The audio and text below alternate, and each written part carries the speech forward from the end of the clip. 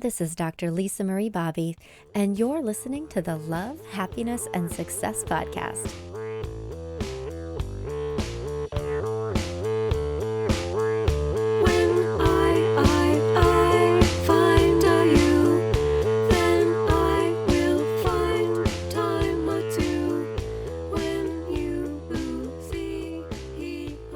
I'm so excited. Today we're going to be talking all about online dating and how you can win online dating and be successful with it. And I am just so excited about this subject. I work with a lot of people who are looking for love, and in this day and age, really it's going online. That's where the people that you want to meet are, pretty much. And the proposition can be kind of daunting for people. You have that blank, write your profile, tell us everything we need to know about you in 500 words or less, go. And it's overwhelming. It's hard to know, what do I even say about myself? What kind of pictures should I put up there? And then how do I handle responses from people? And so, a lot of people don't, or they try it a little bit, but they don't really apply themselves, and maybe don't have a great experience in online dating. But that does not have to be the way this ends. There are ways to be successful, and I am beyond thrilled because today an online dating expert is going to be joining the program.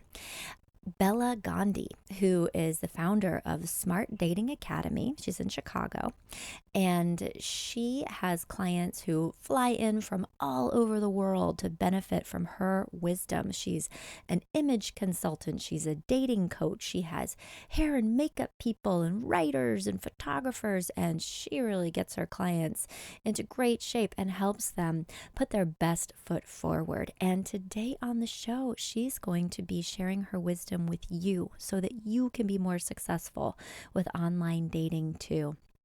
So, if you haven't already, be sure to connect with me on Facebook. You can go to facebook.com/Dr. Lisa Bobby. Also connect with me on Twitter at Dr. Lisa Bobby so that you can get updates to this podcast. You can connect more with Bella. You can find her at smartdatingacademy.com. You can also go to my website, growingself.com, if you want to get the transcript of this interview and learn more about Bella's practice. I've included links to her website and to her social media and stuff if you want to get in touch with her. So go to drlisabobby.com or growingself.com and click on the blog to find out more about that. So that's how to learn more. So let's talk to Bella now. And Bella, thank you so much for being here today with us. I'm just so excited to be able to share your wisdom with my listeners and have you speak on the Love, Happiness, and Success podcast today about how to find the one. So thank you so much and welcome. I'm so excited to be here. So I'm honored and delighted that you are having me on as a guest. So thank you. Of course. Okay, so let's dive right in. And so let me just ask you this. I work with a lot of people, and a lot of my clients can be a little bit gun shy about getting involved with online dating. They really want to meet the right person, but sometimes they have some mixed feelings about online dating just as a way of doing that. What would be your message or your advice to people who are kind of on the fence about whether or not to jump in the pool? Well, I like statistics, because that always allows me to make decisions, to feel comfortable. So I can, I'll share with you some statistics that I share with our clients, that at any given time, they estimate that there are 40 to 50 million singles dating online at any given time. And putting that into perspective, the U.S. Census states that there are approximately 107 million singles over the age of 18. So what that tells us is at any given time, 1 out of 2 people that is single is dating online. So number one, many, many, many, many people are trying it, and more people are coming on a daily basis. Now, the numbers from a marriage standpoint say in 2012 and 2013, what is being reported is that 1 in 5 marriages in this country has taken place because of an online connection. And I can put that into perspective with the smart dating practice that we average a committed relationship or an engagement on a monthly basis, and we've been doing this for 4.5 years, and 50% of the engagements and relationships that we help our clients get into come from online dating. So I would start there with regards to, okay, let's think about online dating. Who's doing it? So that's why, I just thought let's start out with that. That is amazing. I wasn't aware of those statistics, but it sounds like it's huge. I mean, just in terms of the numbers, you have good odds that the person who you would be very compatible with is probably on Match.com or something similar right this very second. Well, and that's exactly it. It's putting a dating plan together is, something that I advocate for everybody. When you're thinking about getting out there, everybody feels intimidation. Everybody has fear of rejection and, oh gosh, am I going to get hurt? But at the end of the day, when you decide you're really in a good place to do this, then you want to put a plan together like anything big. You were talking about love, success, happiness. To get any of those things in your life, you have to have goals and then do small things on a daily basis to help you achieve the big things. So I would say that online should be a part of everybody's dating plan in order to get themselves out there, start to kick the tires, and hopefully find love. Yeah, no kidding. Okay, well then, so there are a lot of really great reasons to get involved. But I think that you hit the nail right on the head when you said that people can sometimes feel extremely vulnerable about putting themselves out there. And I know, with some of my clients that have hesitated about it, they'll say, it's like I'm just putting myself on display and, setting myself up for potentially rejection. And also, the other side of that is potentially connecting with somebody who they really like and who they wouldn't have had the opportunity to meet otherwise. But your practice is all about coaching people on how to be successful with online dating. Is there any particular advice that you give your clients on how to deal with that sense of vulnerability and that, am I going to get rejected, and how am I going to handle that if it happens? What do you guys do with that? I think that everybody that's on that site, most people alive on the planet today, fear rejection at the end of the day. And I think that understanding that you're not the only one, there should be some security in numbers. And that's what we tell our clients. For example, okay, if you see, if you walk into a room, into a networking event or a singles event by yourself and you're feeling very shy because you're on your own, and understand that every person in this room is afraid of being rejected. So if you look at it formulaically, like a mathematical equation, if something's on both sides of the equal sign, let's let it cancel out and become the conversational leader and walk up to somebody and say hi and introduce yourself. Basically, you've served the ball over the net and go. So it's really understanding this and talking yourself off of this and understanding everybody feels the same way. So I'm going to choose to change it and to do something about it. And that's where our coaching comes in. That is such awesome advice. And I could see really just helping you have more compassion for everybody else that you're interacting with online, as they probably feel just as vulnerable about all this as I do, and kind of evening that playing field. I could certainly see that helping people feel more comfortable. That's great advice. Absolutely. We're all human beings at the end of the day, and we all have the same kinds of feelings and the same kinds of fears. So just knowing we get caught in our own heads and we tell ourselves all of these stories, and that's what keeps us stuck. Mm-hmm. Absolutely. Nobody's going to like me, or I won't meet anybody that I like. And those stories can be so limiting. And just let's jump off of that point for a second. If you say nobody's going to like me, for example, what happens? That's the seed of a thought. When that seed's planted in your head through your own self-talk, what happens when you say nobody's going to like me? It leads to a bad feeling. You start to feel nervous. You start to feel sad. You may start to feel angry. And what happens? So that thought led to those negative feelings. And those negative feelings are going to lead to what? Shutting the computer down, saying, you know what, I'm not going to do this, or I'm not going to go to that event. I don't want to feel like that. And it's one thought that starts that whole process that keeps us stuck. So it's replacing that thought with, you know what, I'm going to go to this event tonight, and my goal is to meet 5 new people and be the conversational leader. That is such awesome advice. That's the core of cognitive behavioral therapy, Bella, is that your thoughts absolutely do determine your feelings. And by intentionally changing your thoughts and finding those thoughts that will help you feel more confident and more positive, that's how you become successful in those moments. That is such good advice. Right. That is such good advice.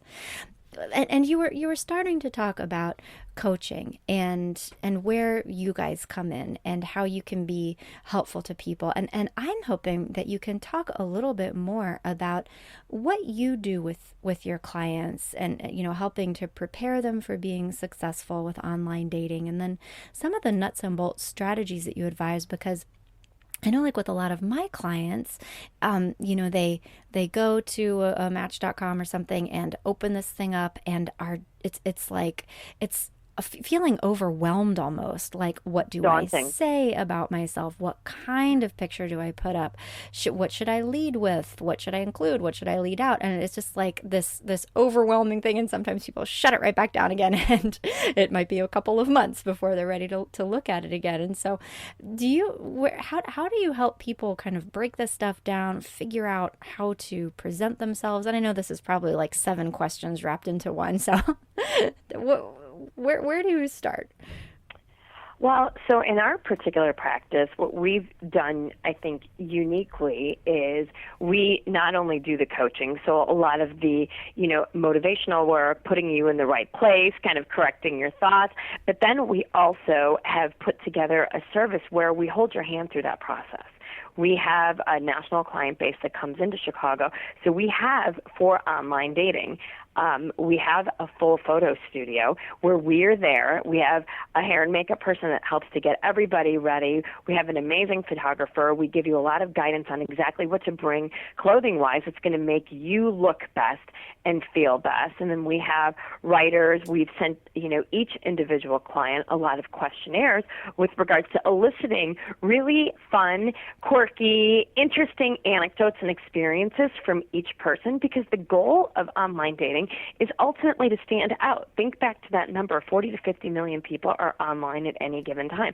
So how do you make sure somebody's going to stop at you and click on you? So we've put together a service that goes from A to Z, helping people through that process, because you're right. It is intimidating. Like, okay, and how many of us have all these great pictures of just us where we're not with other people, with our kids, with our pets, wearing sunglasses, the picture's not that well lit. So we take care of all of that for people. But your pictures will make a huge, huge, huge difference. You have to have good smiling photos of you and only you. You've got to have headshots and body shots. And, with regards to the text in your profile, you want to differentiate yourself. I tell everybody, show, don't tell. Instead of saying, I'm kind, okay, that's great, but what does kindness mean to you? Like, yeah, okay, I work with the guy who said, I'm the kind of guy that would, on a freezing, blizzardy day in Chicago or Colorado, I'm the guy that's going to grab your keys and go clean off your car and warm it up for you so you are happy when you go to work.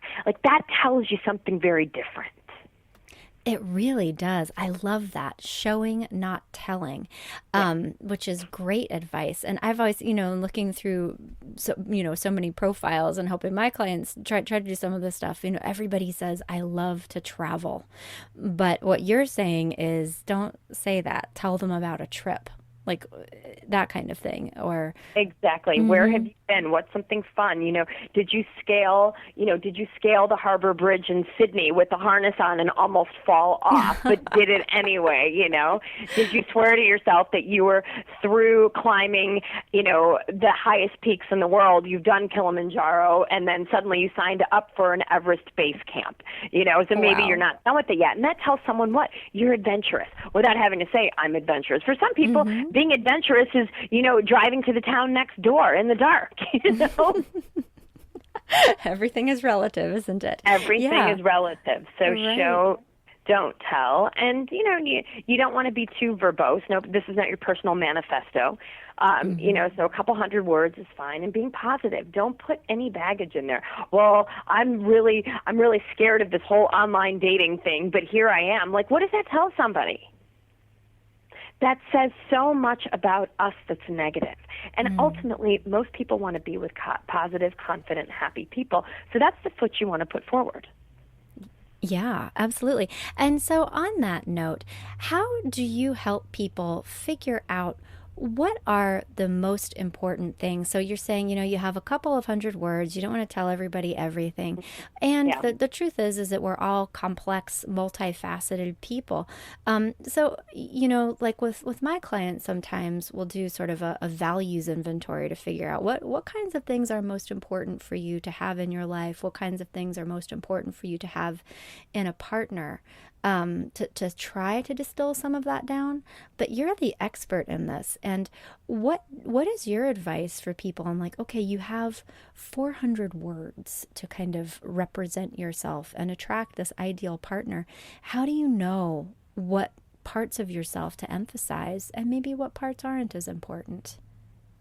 And that's the thing. Again, you want to be differentiated. You want to be positive, and really thinking about what you like to do, what's important to you. So, and my advice is you want to stay light in your profile. Your goal is to cast your net out wide and attract as many good potential candidates as you can. So that's fine. Talking about travel is fine. Talking about things you're interested in is fine.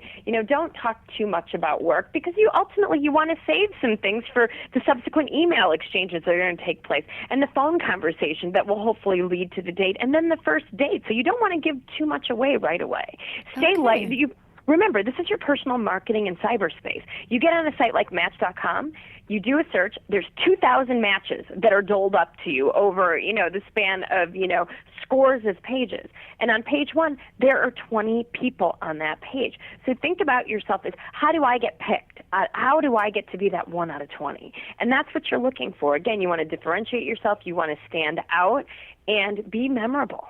Yeah, no, that's fabulous advice. And so, there's lots of other stuff for us to talk about, but before we move on from just the profile piece of it, is there any one piece of advice that you have for people? And it sounds like, you are offering such an amazing service. You're flying people out to Chicago and you have hair and makeup and photographers and a team of writers, but I'm thinking about a 24-year-old kid who's sitting, in Georgia somewhere and who might not be able to do that realistically. But would you have any advice for him or her on, things to consider to make their profile stand out in terms of the photography or the headline, or are there any one or two key points you could give that kid to be more successful with this? Have 5 to 6 good photos. Your opening photo should be looking directly at the camera and smiling and well lit. And your back photos, dress to impress. You don't want your shorts and your T-shirt on, even if you're a casual guy, you're a 24-year-old in Atlanta. Ultimately, we all feel a little bit respected when somebody dresses up for us. So show women what they want to see, that you're a professional guy that could someday take care of them. Like, give the person what they want. So dress to impress. Yeah, and the same advice for women. Spice it up a little bit. Exactly. Be beautiful. Yeah. You're going for pretty. You're going for elegant. You're not going for, super casual in your yoga pants. That's fine. He needs to earn those yoga pants. First, you want to say, I look, I'm a feminine, smart, successful, cute girl. And so then what do you think it is that, I mean, you're starting to talk a little bit about, what kinds of things to represent most strongly. So you're saying that photography is one of the big ones, and 5 to 6 really good photos, dressed to impress, and really, visually demonstrate who you are. Are there any other succinct tips like for headlines or writing that you would also include, or do you think the photographs are most important? The photographs are really, don't shoot the messenger will determine, 80 to 90% of your success ultimately, because it's No not kidding. just men get a bad rap about, only looking at pictures, but women, we're visual too. So, yeah, your pictures are going to, play a big role. Women are more likely to read profiles in depth, so make sure that you spell well. Make sure that your grammar is right. And if writing is not your strong suit, just like you would for your resume, you have to look at date search as job search. Would you write a resume that, if you weren't a good writer, that looks sort of lousy? No, you'd probably invest in hiring a professional resume writer. Or if you were lucky enough to know somebody who was really good that could help you, you'd solicit help from a friend or a family member. And I encourage you to do the same thing here, is invest in this. Yeah, absolutely. What's more important than finding love, right? And you are, again, there's great odds to doing it, but you want to make sure you're putting your best foot forward. You want to feel good about your materials. You should feel proud of what you have online. Yeah, totally. And so to get somebody like you who can take a good photograph, who knows what they're doing in terms of the copy, as opposed to just kind of combing through the photos that you have up on Facebook right now. I mean, really putting effort and energy into making it good. Yeah. And exactly. Yeah. And getting help. So true. And then takes a village to find love. It does take a village to find love. It couldn't be more true. I mean, from introductions to copywriting advice. I mean, there's a lot that goes into this. And then when it comes to the things that you've learned about, differences between men and women on online dating, like if you were advising a woman, I'm sure you see so many profiles that you probably do a lot of profile makeovers, so say a typical woman who comes to you and is like, I'm not being successful with this profile, Bella, would you please help me? What are some of the most common mistakes that you see women making that might get in the way of being perceived as attractive to men? And what do you coach your female clients to thinking about that will help them be more successful? Because I'm imagining there's probably gender differences here, but so what is it for women? Yeah, some, for sure. I think that having a lot of pictures with your girlfriends is a mistake that women make online. Mm-hmm. Everybody knows you have friends, okay? You don't need to show the world, here are, my 5 best friends. People are they're going to read your profile, look at you, and make some assessments. Like, I'm sure this person has friends. And remember what you're doing. If you're putting other people in photos, it's the equivalent. Imagine a cereal box when you're walking through the supermarket aisle. Like, that cereal box of Cheerios or Wheaties has a picture of one cereal on there, and it's the cereal that's in that box. They're not promoting everybody else. And look at online dating very much the same way. You are the product in cyberspace. Yeah, and so to not be promoting your friends. Yeah, I have had that conversation with a number of clients. They send pictures for their match profiles or whatever that have like 17 of their girlfriends in them, and some of them have very attractive friends. So like, what are you trying to? Yeah. Absolutely. Like, hey, who's your friend? I don't mean to be rude. I've seen emails like this, but who's your friend in the blue? Is she single? It's like, oh, yay, come on. And another mistake women make is being negative in their profiles. Negative. Please don't message me if you don't have a job, if you're a player, if you're looking for a one-night stand. Yeah. Because that says more about you than it says about the other people. Yeah. How do you think men perceive that when they hear those kinds of, even if they're not a player or just looking for a one-night stand? What would a nice guy take from that? She's made some pretty bad choices before. Interesting. And I don't want any part of that. Yeah. Okay. Good advice. Any other advice for women specifically? And like to flip this around, what do you think guys are mostly looking for when they are looking through online profiles? Do you think it's just photographs, or is there something else? Look, the kinds of guys that my clients are looking for, and I'm sure your listeners are looking for, they're probably the kinds of guys that are going to read profiles. So when a man takes the time to look at your photographs, and more importantly, to read your profile and send you a thoughtful email based on something that you've written about, that's an email worth reading. Don't get too caught up in, oh, I don't think he's that attractive. Oh, he's a little short. Oh, he lives a little bit far from me. Love is going to come to you in an unexpected package. You don't know. If someone sounds good, give them a chance. Yeah, and so then that makes me wonder if you have clients you run into who maybe get a nice email from a thoughtful guy that sees their profile and then put lots of obstacles between themselves and that person and start thinking of reasons why it won't work out and really evaluating the guy before. Do you see a lot of that? Absolutely. And that's where the coaching comes in. Like, why not this guy? Oh, but he's as tall as me. I'm like, how important is height to long-term happiness? Aha.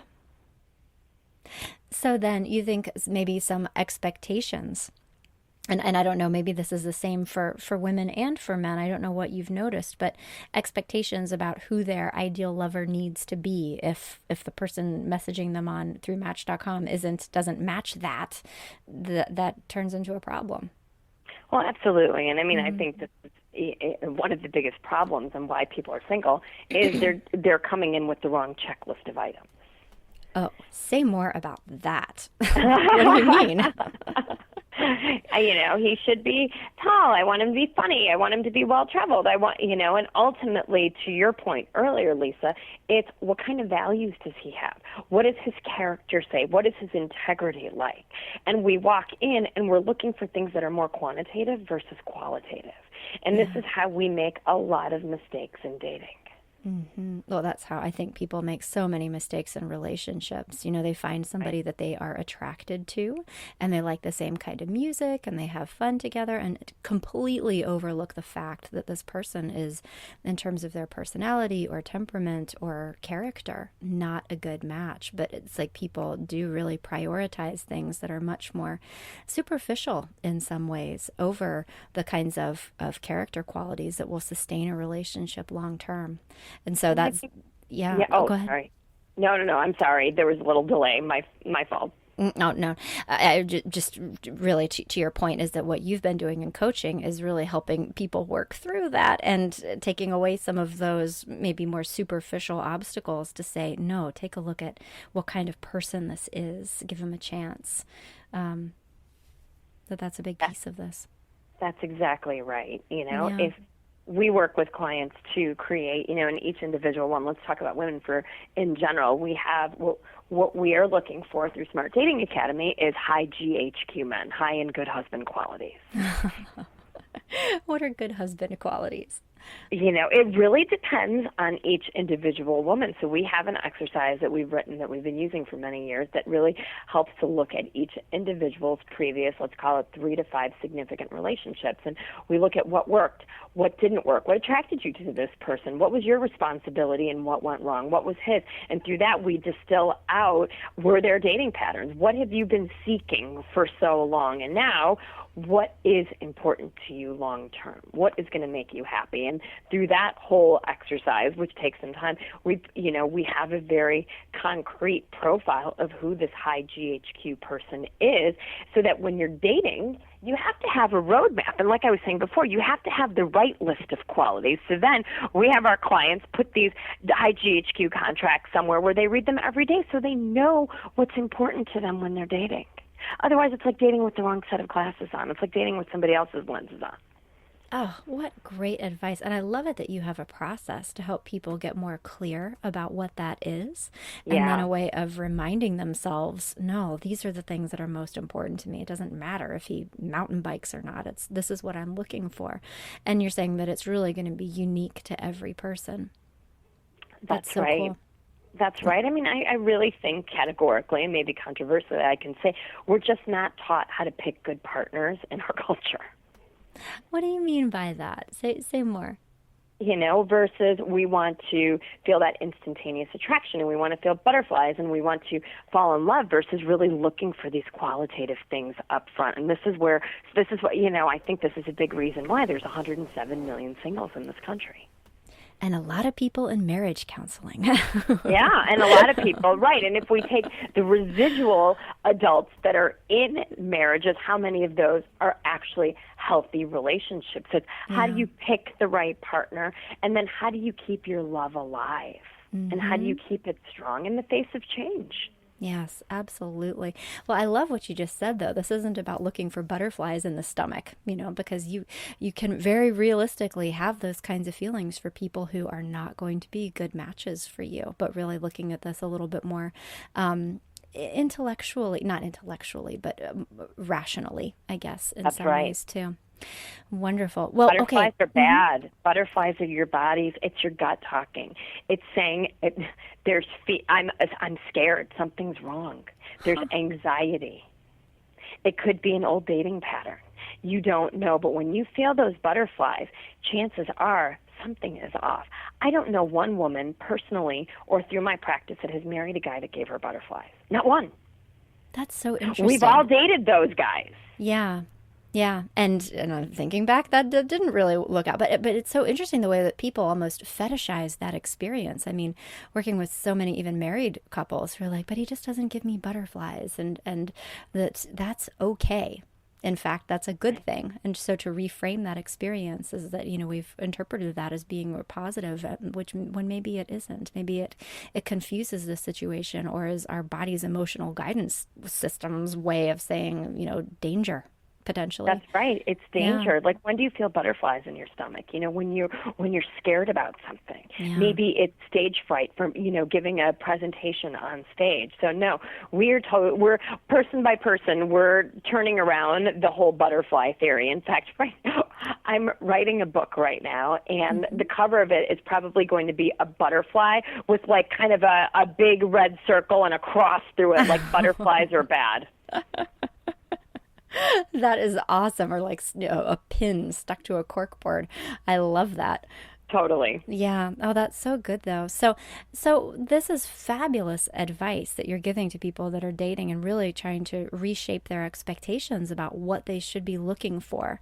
And so we've been talking about this from the female point of view.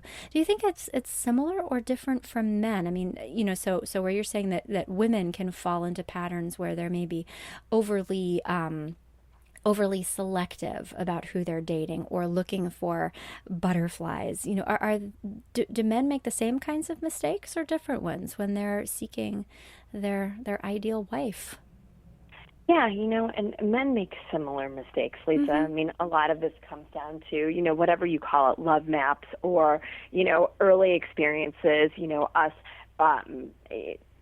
really looking at the relationship that our parents had with each other when they were growing up, early relationships that we've had, like all of these things end up in the experience that I've had and Smart Dating Academy has had in really, kind of saying, okay, who am I going to choose? And that's where we find a lot of intriguing patterns. So yeah, men and women tend to make similar mistakes. They go for people that aren't good for them. And maybe it's because one of their parents wasn't good to them. I mean, there's a whole host of reasons why. But yeah, and it takes it's kind of like, okay, you need to stop doing this, whatever this is, dating narcissists, dating unavailable men or women, and start finding somebody that is high GHU and that has those qualities that are good for you, that make you happy. Yeah, absolutely. Okay. Yeah. Oh. Yeah, there's so many stops and starts. Stop having sex with people too early, and start waiting and start letting that emotional connection build. Like it's one of the gravest way people sabotage their relationships. Really, having sex too early. How do you see that as sabotaging relationships? Well, if you look at it this way, men tend to be more physically inclined in the beginning. They find us attractive, and I'll speak in generalities, and they'll say, okay, you know what, maybe if you're willing to have sex, awesome. And so what happens at that point? He hasn't really had time, if you have sex with him on the third date, to build up some real, what I put in quotations, like for you. He doesn't have an emotional connection for you. So once you've kind of consummated the act, and if he's not really emotionally invested in you, it's very easy instinctually for him to do what? To move on. Now, let's go to a woman. Okay, during a woman has sex with someone that she kind of likes, not real sure, but okay, you know what, it's date 3, why not? It's kind of good. I haven't had sex in a while, he's cute. And what happens? 5 minutes after he leaves, we can't stop thinking about him, whether he is good for us or not good for us. And part of that is the whole oxytocin rush. We start to feel that we're giving that off in huge quantities during orgasm. And suddenly we're now chemically attached to this person. And we don't really know if this person is good for us. So a lot of times, why do women stay in relationships with men that aren't good to them? That's one of the key factors, is sex too early, before you really know who this guy is. Yeah, it's like you're getting anchored to somebody before you've done a good assessment to determine Yeah. if they're a good match. And to have this bond formed too early really gets in the way of the kind of judgment that if you hadn't had sex with them, give yourself enough time to say 3 weeks in, wait a minute, this guy's kind of a jerk, and to be able to protect yourself as opposed to getting attached to somebody who's not going to be there for you. This is Yeah, great no. advice. And so I feel like we're kind of moving away a little bit from, creating a profile and creating that first connection. But, I know that you work with your clients long past just creating the profile, even though you guys do such an amazing job with that, but is really coaching clients on how to be successful with actual dating, whether or not it's technology enhanced in the beginning. And so what other kinds of advice do you have for people, sort of generally speaking, around things to be thinking about when they're going out on first dates or second dates or third dates? Is there like standard advice that you give your clients, or patterns that you've noticed that people need help overcoming sometimes? Yeah, I'll give you a couple. I mean, there's one of the most important things. Number one is becoming what I call socially generous, and that's just another way to say be nice. Look, number one, I have my clients look for three. I want you to tell me 3 good things about the person that you went out on a date with. And so often with dating, we tend to walk in and look to screen people out, and we're looking for the first slight, the first thing he says that isn't right, to throw him back to the proverbial river, but it's looking for what's good, making him feel good about himself, or for guys, making her feel good about herself, being a present listener, being interesting, asking good questions, and using every date as, a learning experience. If you have this person across from you that has had all of these unique experiences, that likes different things than you do, come out learning new things on the date. So don't go in looking to screen someone out. Go in looking to see what's good and screen them in. That is wonderful advice, looking for what's right instead of what's wrong, because it's probably so easy for people to prematurely close doors. If there aren't a box checked, or, oh, he doesn't like whatever, then this is never going to work, where in reality that could really be an obstacle. That's right. Yeah. That's right. Such wonderful advice. Okay. Thank you. Is there anything else that I haven't asked you about yet that you think is helpful for people to keep in mind as they're going about this process of looking for love? One of the things that our clients tell us that's really helpful, and that I'll share with you, is do have a village of people. One of the key things that we help people do is, once to, like you were saying, Lisa, we get your pictures, we write your profile, we tell you all of the tactical things to do. Then I tell everybody, we're in your canoe with you as you start down the river of dating. And one of the things that we do is we're in the canoe and we're helping you to say, okay, that one looks really good. Why don't you go out with that person again? That one is a total pattern. Look at what he or she said. That one gets tossed back. So you need to have very good objective confidants to have along the ride with you to keep you in balance. And if you don't have people like that in your life, whether it's your family or your friends or maybe your kids, consider bringing someone into your canoe that can help you do that objectively. Because a lot of times your friends, people that love you, come from a great place, but they're also going to tell you what you want to hear. And therein lies a big danger. The danger being? The danger being they might say, yeah, you know what, I think he's great, when they really don't, because they don't want to hurt your feelings. Oh, interesting. So to have that objective, honest person in your corner saying, hey, you know what, this is one of your patterns, you need to be giving this person a chance, versus, no, this is not a suitable guy for you, and I don't think that you should go out with him again. To get that kind of advice to really help people make some of these decisions, because the truth is that we all have blind spots, and particularly if we're following old patterns, we might not even be aware that we're doing it unless we have that objective voice who says, yeah, no, this reminds me of that guy you went out with 3 years ago who turned out to be a total wacko. Yeah. Well, exactly, and someone who your relationship isn't going to get out of whack with Yeah. when you do empower them to tell you the truth, and then you need to listen to the truth. So those can be complex relationships, but it's definitely my advice is that everybody needs some sort of a love mentor, especially if you find yourself trapped in dating patterns, scared of getting yourself back out there. Because I can tell you what, I get people that come to me saying, "Oh, Bella, I got on a big online dating site and I got stood up for the date, and that was 7 years ago." And I'm like, "Okay, what have you done since then?" Well, that's why I'm calling you. I'm like, "You haven't done anything in 7 years." People go into hibernation. Really? That they have bad experiences and that just shuts them down? Shut down. Shut down. Wow. Don't do that. Give yourself a time limit. I put clients into dating detox. If they break up with someone or they get broken up with, it's like, okay, you get 4 weeks. We're going to shut you down.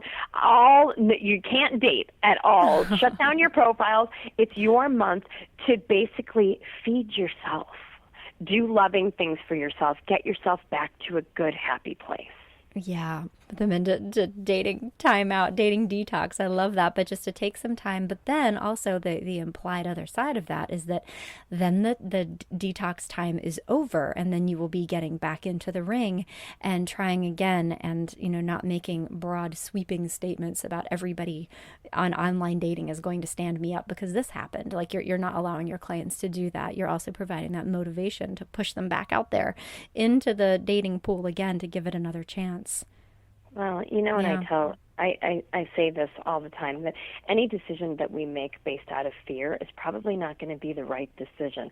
So really ask yourselves that question: what am I afraid of? Yeah. And if you feel like you're not dating, or you're on the precipice of saying, I don't know if I want to do this, and you're listening today, give yourself that chance and say, you know what, I can do this. It's important for me to find love. And even if I have a good day, that might be matched with a bad day. But you know what? I'm not going to die. I'm going to get back up again. I've been through harder things in my life. That is such good advice. It's wonderful is to, continue mentoring and encouraging people to stay in a good place inside of themselves mentally and to not be overwhelmed by fears or anxieties or judgments that might get in the way.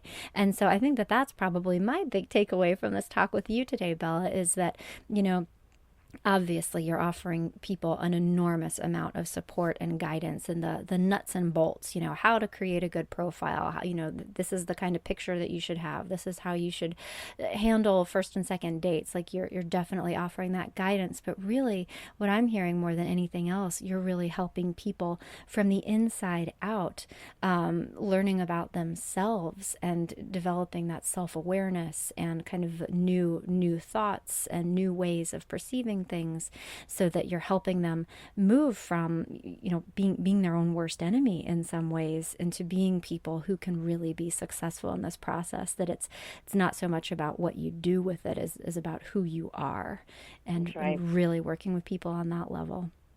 That's right. That's right. And really becoming the best version of yourself. Oh, that's wonderful. That's so inspiring. Well, thank you so much for taking the time to talk with me today and allowing my listeners to hear all this fabulous advice. And so, everybody, if you want to learn more about Bella and what she does and how she can help you, you can check out her website, which is smartdatingacademy.com, and learn more about her services. And it sounds like we should all be on the lookout for a new book coming from Bella sometime soon. So it's probably premature to be talking about titles and things. Is that true? It is. Okay. So we are in the inception stage, but it's good for me to put it out there. So because that means it's going to happen. So yes, we are in process. So I would say look out in 2015. Okay, well, we'll have to have you back on the show then to talk about your new book, and I certainly want to hear more about those butterflies. So I'll make a mental note of that. And is there any other way that people can connect with you, or is your website the best way, or other ways people can learn more about your work? Absolutely. So we are offering webinars as well that people can sign up for. So if you are thinking about dipping your foot into the pool, we do some great webinars about penning the perfect profile, where we give lots of great advice and demonstrable photos of what doesn't work and what does work. So we are doing a webinar on that in the month of August. We'll probably pick 2 dates. So stay tuned for all of those kinds of things as well. And you can always catch me on our website. I do a regular segment on the Steve Harvey Show on a monthly basis. There's lots of great tips on the videos and the press clips on our site. So feel free to peruse and listen. Wonderful. And I will also put links to all of that in the show notes for today's show. So you can find all of that, links to everything that Bella is doing on her website, Smart Dating Academy, or also growingself.com. And I'll just check on the link to this episode and you'll have everything there too. So Bella, thank you so much for your time today. This has really been a pleasure speaking with you. The pleasure was all mine. Thank you for having me.